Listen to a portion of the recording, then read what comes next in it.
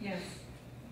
My name is Danka Koschik, and I wanted to bring the point back about the community and the reporting, because actually the communities know better on a lot of levels, whether it's physicians or nurses in clinics or even living in their communities, about what is going on in their communities. I mean, how many epi diseases have we retrospectively discovered? HIV was reported by, you know, a physician to the CDC, and you do the look backs and you find that it's been in this country for at least a few years before that. If there was a way, and this is really the fantasy first surveillance and epidemiology, and you're right, it's a climate, environment, community, health system where you also have to motivate communities to look after themselves because they know.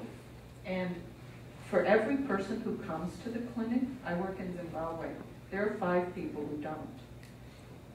The person who comes to the clinic may know those 5 people, but the nurse may not. And so the system really should start at the community.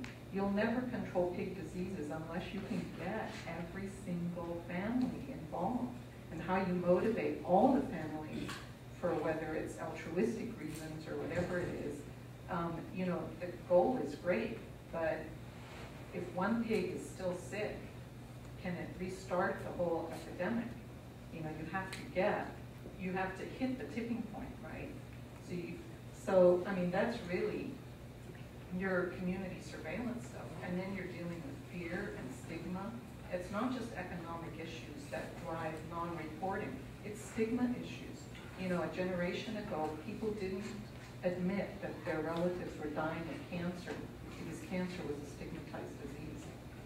So, you know, there are all those issues, but it really boils back down to how can you use current technologies like cell phones to report at the community level, and identify maybe sentinel reporters that may be a nurse, that may also just be the village head woman or the village head man who knows what's going on in their village. Can I add to that? That is what you were just talking about, the communication at the community level has been one of the arguments for veterinarians and human physicians and health services personnel, nursing and all, to work more closely together, and especially in rural communities, because some places may have veterinarians that don't have other human health services, and also because there's a trust oftentimes there that can help facilitate those communications. So if the veterinarians and those working on the human health side are in communication, that can facilitate some of that community dialogue. It's not just the health guys though, or the veterinarian. There's an agri-tech who's in that community also. Exactly. And there's a community health worker, and her role may just be to distribute contraceptives, but she goes into everybody's house. And we're about to get the red light. Terry, you had one comment?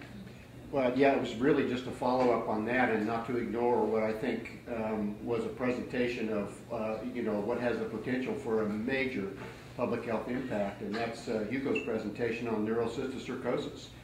And so I would ask you, do you have ideas now, given that, that our friends Bill and Melinda Gates may not want to continue to fund this forever? What are your ideas about how at the community level you incentivize this? How do you get pig producers, or those who are keeping pigs, let's say, you know, how do you get them to use oxybenzone and a vaccine? And who should pay for it? Well, there are several levels of this. The first one is the community level, and even at the community level, I do think we have to subdivide it in different planes. Because communities may have a great perception of the event, but in poor realities of survival economy, they may have a pretty bad perception of risk. So this happens. So it's our day-to-day reality. Who cares? Why should I report this? This is normal. We all eat infected pork. Why should I worry about it?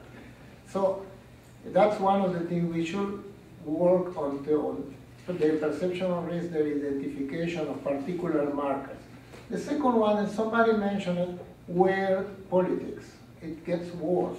In Peru, we have actually counter-producing policies. If you take your pig to the abattoir and it has cysticercosis, it will be confiscated and you get nothing. Our peasants may be poor, but they are not dumb. Why would they take the infected pigs to the abattoir? They kill the pig at home, and if there are cysts, they either eat it or sell it to the neighbor or sell it to the intermediary, middleman that comes every day, for lower price. And here comes the key point. Who will buy infected pork at lower price? A housewife that wants 1 pound of pork for her children, or a restaurant that wants 50 kilos of pork for the weekend selling.